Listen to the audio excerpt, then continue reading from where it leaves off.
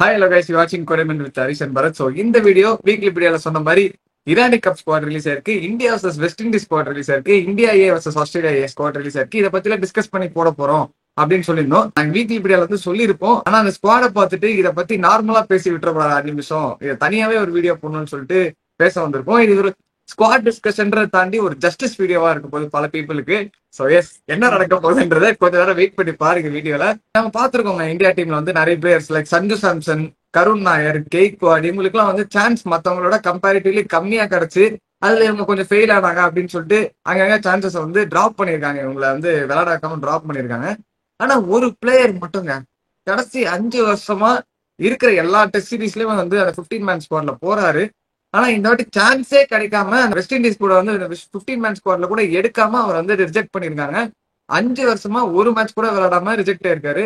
S, Abhimanyu ஈஸ்வரனை பத்தி தான் நம்ம வந்து பேசிட்டு இருக்கோம். கரெக்ட். நீ சொன்ன லிஸ்ட்லயாச்சும் ஒரு மேட்ச் சான்ஸ் கொடுத்தாங்க, கொடுத்து பெர்ஃபார்ம் பண்ணலன்னு ஜஸ்டிஸ் கேட்டு போராடிட்டு இருக்கோம். இந்த மனுஷன் என்னதாங்க பண்ணாரு எனக்கு புரியலைங்க. உண்மையிலேயே இவருக்கு சான்ஸும் கொடுக்கல. நீங்க வந்து பண்ணல, ஏன்னா சான்ஸே தரல. அதுதான் அதுதான் பிசிசி தான் சொல்றாங்க, இவர் ஒண்ணுமே பண்ணலங்க அப்படின்னும். நீ முதல்ல சான்ஸ் கொடுத்தாதான் எனக்கு யோசனை பண்ணுவாங்க அப்படின்ற மாதிரி. ஃபர்ஸ்ட் ஆஃப் ஆல் இவர் வந்து 2-3 வருஷம் விட்டுருங்க. அந்த ரோஹித் சர்மா வந்து கேப்டனா இருந்தாரு, சான்ஸ் கிடைக்கல, ஓரளவுக்கு ரீசனா இருந்துச்சு, ஓகே. அப்புறம் வந்து டவுன் அண்டர் போனாங்க. ஃபர்ஸ்ட் மேட்ச் ரோஹித் சர்மா இந்தியோட ஆட மாட்டாருன்னு சொன்னாங்க. அந்த மேட்சே வந்து ஆக்சுவலி அபிமன்யு ஈஸ்வரன் டெபியூ பண்ண வேண்டியது, பண்ணி இருந்திருக்கணும், சரிங்களா? ஆனா அவர் அப்ப டெபியூ பண்ணல. கேஎல் ராகுலுக்கு ஒரு கம்பேக் மாதிரி கொடுத்தாங்க. கேஎல் ராகுல் ப்ரூவ் பண்ணாரு, ஓகே, செஞ்சுரி அடிச்சாரு, சரி ஃபைன், ஓகேங்களா? அதுவும் ஆக்சுவலி கேஎல் ராகுல் மிடில் ஆர்டர் தான் ஆடிட்டு இருந்தாரு. இந்த ரோஹித் சர்மா இல்லைன்னு ஓப்பனிங் ஆட வச்சாங்க. அதுக்கப்புறம் அந்த சீரிஸ் முடிச்சுட்டு ரோஹித் சர்மா ரிட்டையர்மெண்ட் ஆயிட்டார்ல. அதுக்கப்புறம் நம்ம இங்கிலாந்துக்கு அகேன்ஸ்டா வந்து ஒரு அவே சீரிஸ் போறோம். அங்கேயும் அபிமன்யு ஈஸ்வரன் ஸ்குவாட்ல இருக்காரு. 5 மேட்சுமே ஆட வைக்கல. Once again fine, okay. அவர் வந்து ஓப்பனிங் காம்பினேஷன் செட் ஆயிடுச்சு, ஆட வைக்கல, ரீசன் சொன்னாங்க, சரி ஓகே ஒத்துக்கிறோம், சரிங்களா, இல்லன்னு சொல்ல. அப்போ ஒரு கேள்வி வந்துச்சு, இதுக்கு ஏன் நீங்க வந்து அபிமன்யு ஈஸ்வரன் ஸ்குவாட்ல எடுத்துட்டு போனோம், சும்மா வந்து 4 வருஷமா தண்ணி மட்டும் தூக்க விட்டு இருக்கீங்க அப்படின்னு சோஷியல் மீடியால எக்கச்சக்க ஒப்பீனியன்ஸ் போயிட்டு இருந்துச்சு. I think BCCI took it seriously. அட ஆமாப்பா, நீங்க கேட்ட கேள்வியில செருப்பால அடிச்ச மாதிரி இருக்கு.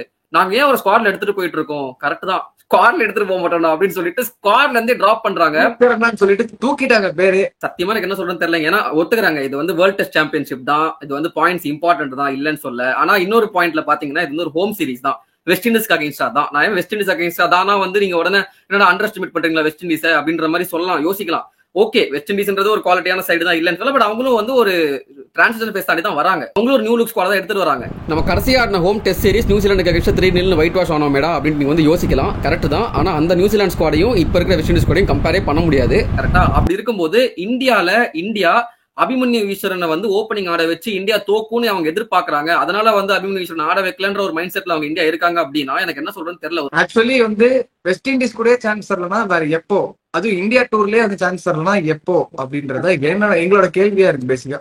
ஆமா, நம்ம இல்ல, மோஸ்டா எல்லாருமே சோஷியல் மீடியால இதான் வந்து ரியாக்ட் பண்ணிட்டு இருக்காங்க. அண்ட் அதுக்கு கேள்வி கரெக்டான கேள்விதான் எனக்கு தெரிஞ்சு, அது வந்து டினை பண்ணவே முடியாது. இன்னும் அந்த மனுஷன் வேற என்னதான் பண்ணும். அப்ப வந்து ஒன்னு நிறைய பேர் சொல்லலாம், ப்ரோ அவர் வந்து இரானி கப்ல வந்து எடுத்திருக்காங்களே ப்ரோ அப்படின்னு வந்து அதுக்கு நம்ம வருவோம், சரிங்களா? இரானி கப் ஸ்குவாட்ல இருக்காரு, இல்லன்னா சொல்ல.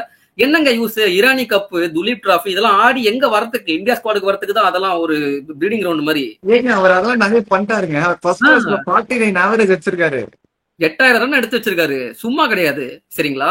அவர் வந்து விளையாடி இருக்காரு, அவருக்கும் 30 வயசு ஆகுது. அவரும் சஞ்சு சாம்சன் மாதிரி தான். சஞ்சு சாம்சன் நம்ம முன்னாடி சொன்ன மாதிரி சஞ்சு சாம்சன் காச்சு சான்ஸ் கிடைச்சது, அதுக்கும் நம்ம பேசணும். இவருக்கு சான்ஸே கொடுக்க மாட்டாங்க, இவர் என்னதான் பண்ணணும் எனக்கு புரிய மாட்டேங்குதுங்க. It's very difficult being Sanju Samson, நம்ம எல்லாரும் சொல்றோம். It's actually very very difficult being Abhimanyu Easwaran. நீங்க அபிமன்யு ஈஸ்வரனா இருந்தா நீங்க என்ன நினைப்பீங்க, நான் என்னதான் பண்ணணும் அப்படின்னு தான் நினைப்போம்.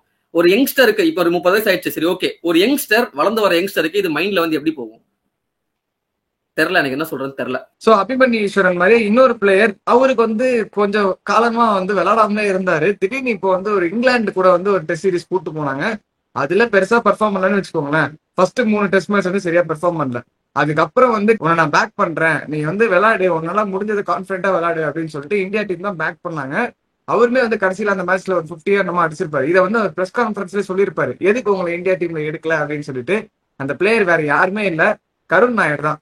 அவர் வந்து சொல்லியிருப்பாரு, இந்த மாதிரி பேக் பண்ணி எடுத்தாங்க, நான் ஒரு 50 ரன்ஸ் அடிச்சேன், அதுக்கப்புறமும் ஏன் எடுக்கல அப்படின்றது பிசிசிஐ தான் நீங்க கேட்கணும். நான் நினைச்சேன், ஹோப்ஃபுல்லா தான் இருந்தேன் எனக்கு ஒரு சான்ஸ் கிடைக்கும் அப்படின்னு சொல்லிட்டு. பட் திரும்ப அடுத்த சீரீஸுமே டிராப் ஆகும்போது இது எப்படின்னு எனக்கும் தெரியல, நீங்க பிசிசிஐ எப்படி கேட்டுக்கோங்க அப்படின்னு சொல்லிட்டு அவர் சட்டலா சொல்லி முடிச்சிட்டாரு. இந்த கேள்வியை இந்த ஆள்கிட்ட ஏன் கேட்க விட்டுட்டீங்க? எங்களுக்குமே அதே கேள்விதான். இப்ப நீங்க வந்து இங்கிலாந்து கூட இந்த மாதிரி ஓவர்சீஸ் டூருக்குலாம் வந்து அபிமன்யு ஈஸ்வரன் ரெகுலரா கூட்டு போயிட்டு இருந்தீங்க. ரீசெண்டா கருண் நாயரை கூட்டு போனீங்க. இப்போ ஹோம் சீரீஸ்ல பெர்ஃபார்ம் அவங்க ப்ரூவ் பண்ண வேண்டிய இடம் அவங்க வந்து நல்லா எக்யூப் ஆக வேண்டிய இடம். அங்க வந்து நீங்க அவங்கள மேட்ச் விளையாட விடாம ஸ்குவாட்லயே எடுக்காம போனீங்கன்னா அதுக்கு என்ன அர்த்தம்? ஒருவேளை நீங்க கூப்பிட்டு போய் உட்கார வைக்கணும்ன்றதால கட்டியே விட்டு போயிட்டீங்களா? அப்படிதான் எங்களுக்கு தோணுது. ஆமா, அந்த கருண் நாயர் வந்து அதுக்கப்புறம் கோச்சுக்கிட்டாருன்னு தெரியல. விதர்பா ஸ்குவாட்ல ஆக்சுவலி இருந்திருக்கணும். பட் இந்த டெஸ்ட் கால் அப் வரலன்றதுனால விதர்பா ஸ்குவாட்லயுமே வந்து போல. ஆக்சுவலி என்னடா விதர்பா ஸ்குவாட்னா திரும்ப வரும், அது இரானி கப் பத்தி பேசுறப்ப பேசுவோம். சரி, ஓகே. இப்ப நீங்க கேட்கலாம், ஏன்டாடே கருண் நாயர் சரியா பர்ஃபார்ம் பண்ணலன்னு டிராப் பண்ணாங்க, ஆனா உள்ள வந்தது யாரு? இன்க்ளூஷன் ஒன்னு இருக்கணும்ல.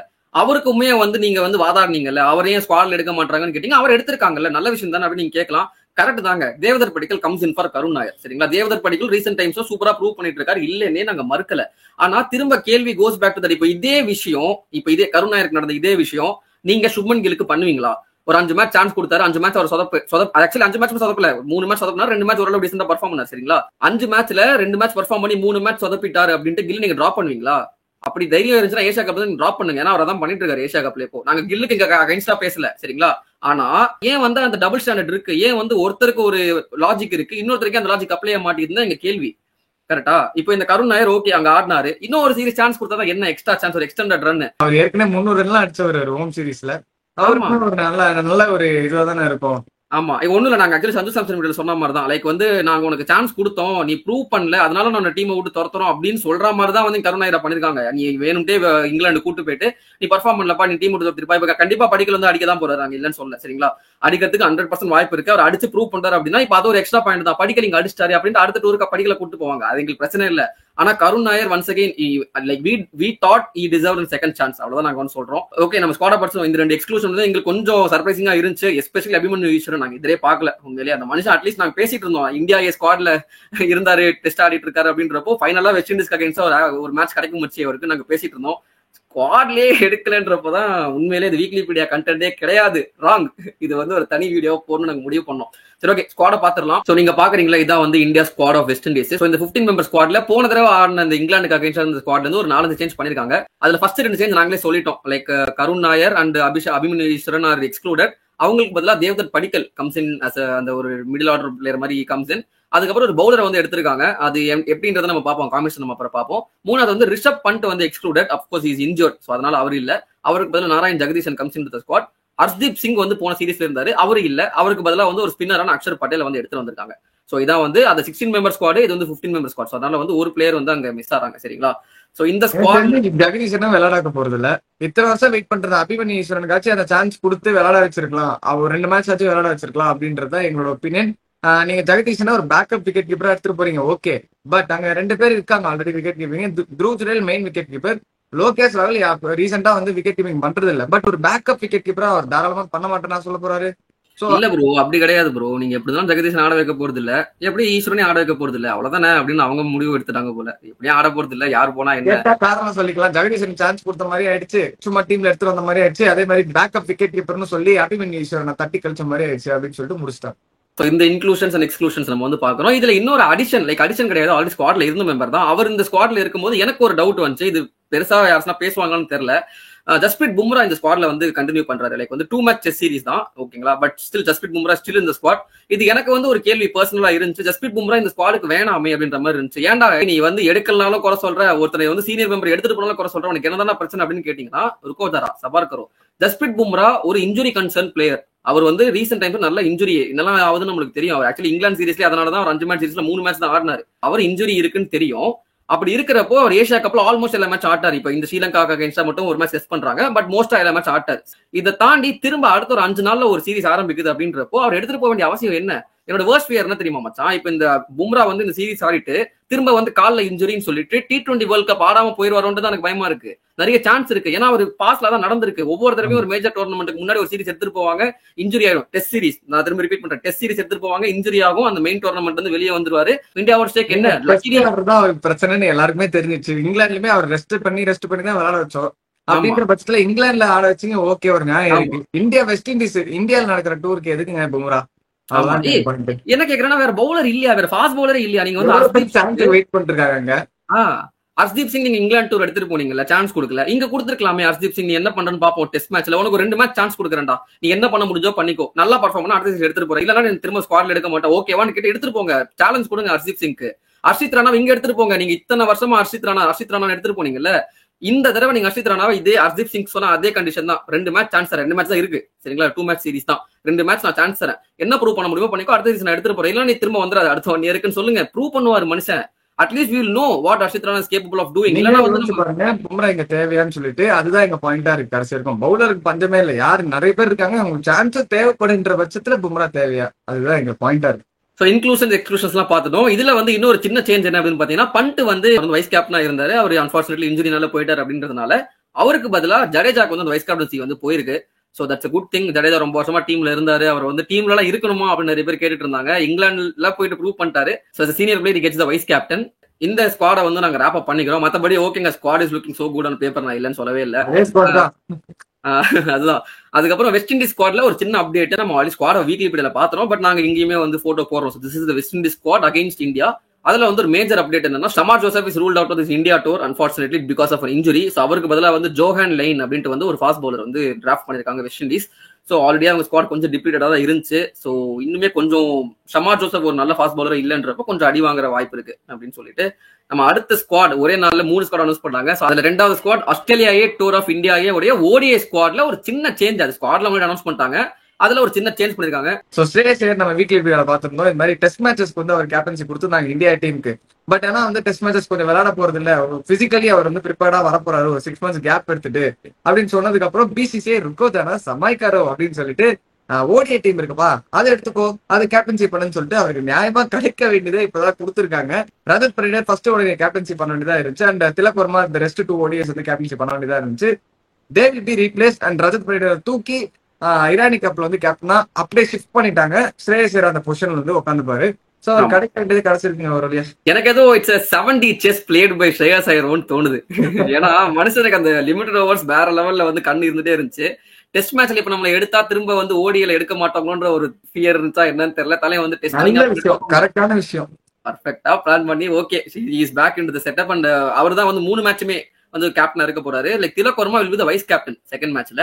அண்ட் நம்ம முன்னாடி வீக்லி வீடியோல பார்த்த மாதிரி செகண்ட் மேட்ச்ல வந்து நிறைய இன்க்ளூஷன்ஸ் இருக்கு. லைக் வந்து 4-5 பேர் வந்து ஏஷியா கப் ஸ்குவாட்ல இருந்து they are coming into the team. யாருன்னு பாத்தீங்கன்னா Abhishek Sharma, Tilak Varma, of course he will be the vice captain. அதுக்கப்புறம் ஹர்ஷித் ராணா அண்ட் ஹர்தீப் சிங், இந்த 4 பேருமே வந்து they come back into the team.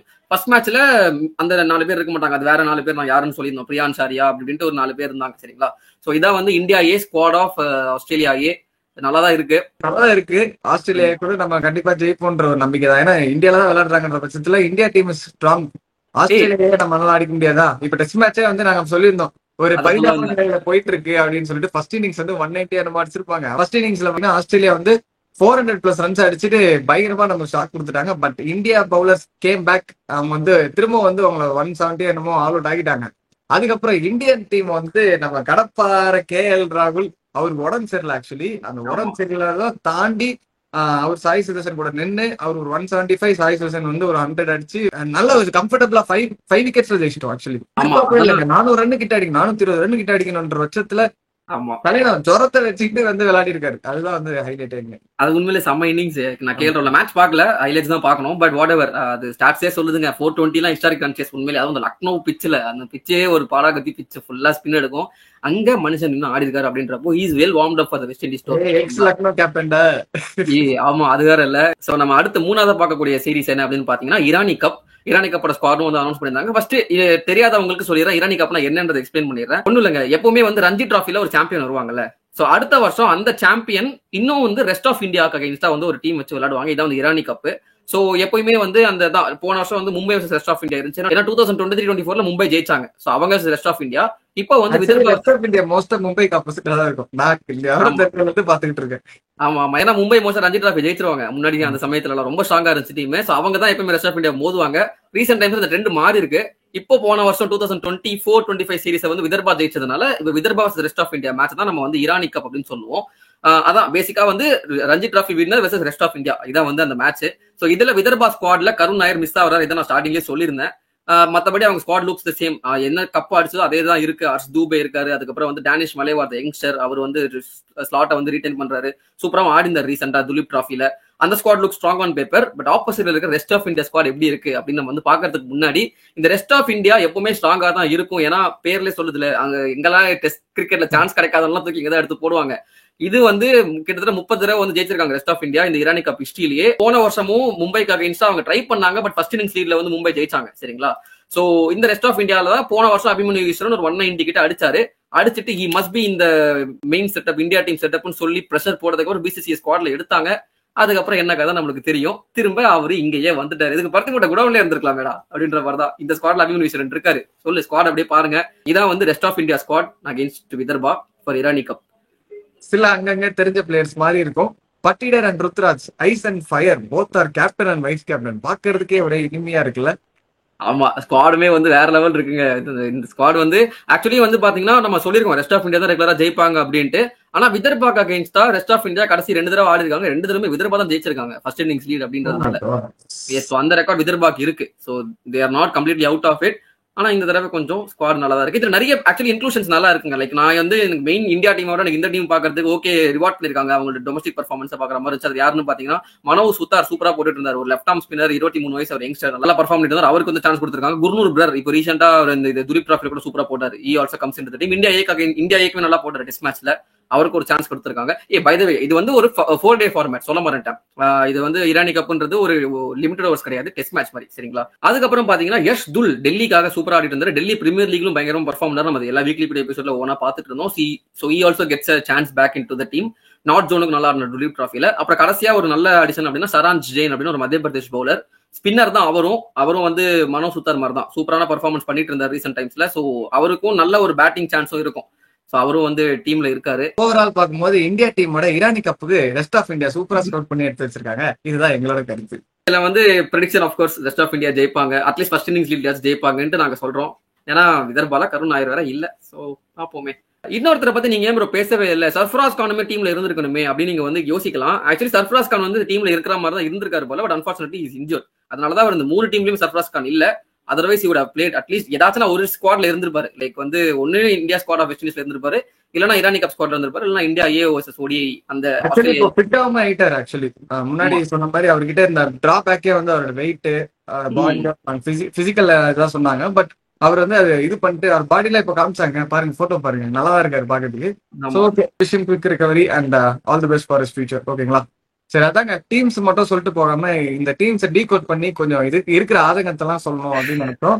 இதை தாண்டி வந்து பாசிட்டிவ்ஸ் என்னன்னா, ஸ்ரேயஸருக்கு ஓடிஐ கேப்டன்சி கொடுத்துருக்கணும். டெஸ்ட் மேட்ச்ல என்ன கேப்டன்சி கொடுக்குறீங்கன்னு பேசிட்டு இருந்தோம். அதுக்கேற்ற மாதிரி ஒரு அமைஞ்சிருச்சுன்னு வச்சுக்கோங்களேன். ஓடிஐ கேப்டன்சி கிடைச்சிருச்சு. தெரியல, ஏதோ ஒண்ணு விடு, அமைச்சுக்கிட்டாரு இன்டைரக்டான்னு சொல்லலாம். பட்டிடருக்கு வந்து டெஸ்ட் மேட்ச் நல்லா விளாண்டாங்க. டெஸ்ட் மேட்ச் விளாட்டும் அப்படின்னு சொல்லியிருந்தோம். அது மாதிரி இரானி கப்ல ஒரு ஆப்பர்ச்சுனிட்டி கிடைச்சிருக்கு. நல்ல விஷயம். கேப்டனா அது இன்னும் நல்ல விஷயம். Ruturaj Gaikwad finally gets an opportunity in the test side for Irani cup. நல்ல விஷயம் தான். ரெஸ்ட் ஆஃப் இந்தியா காட்டுறாரு. ஆஸ் அ வைஸ் கேப்டனான்றப்போ இன்னொரு நெக்ஸ்ட் படிக்கட்டுக்கு தான் போயிருக்காரு. அதை அப்படியே படிப்படியா யூஸ் பண்ணிட்டு நல்லா ப்ரூவ் பண்ணா ஃபியூச்சர்ல சான்சஸ் வரலாம். விளையாடுறது பிசிசிஐ கையில தான் இருக்கு. நான் வீடியோ முடிச்சிரு. திரும்ப ருத்ராஜ் கெய்க்வாட் 2.0 வீடியோ நல்லா போடுறோம். So hope you guys like this video. இந்த மாதிரி இன்ட்ரெஸ்டிங்கான டாபிக்ஸை இன்ட்ரெஸ்டிங்கா நாங்க பேசி நீங்க கேட்கணும் அப்படின்னு நீங்க நினைச்சீங்கன்னா கிரிக்கோ டைம் சின்ன சப்ஸ்கிரைப் பட்டன் ஒன்று போட்டுட்டு இருக்கேன். ஏன்னா சின்ன பசங்க நாங்க. எங்களை சப்ஸ்கிரைப் பண்ணுங்க. அண்ட் மறக்காம அந்த ஹைப் பட்டனையும் கிளிக் பண்ணுங்க. எங்களுக்கு வந்து ஹைப் கொடுக்க மாட்டீங்க. யாருக்கெல்லாம் என்னென்ன பிளேயர்ஸ்க்கு ஹைப் பண்றோம், எங்களுக்கு கொஞ்சம் ஹைப் பண்ணி விடுங்க. நாங்களும் சின்ன பசங்க தான். எஸ்.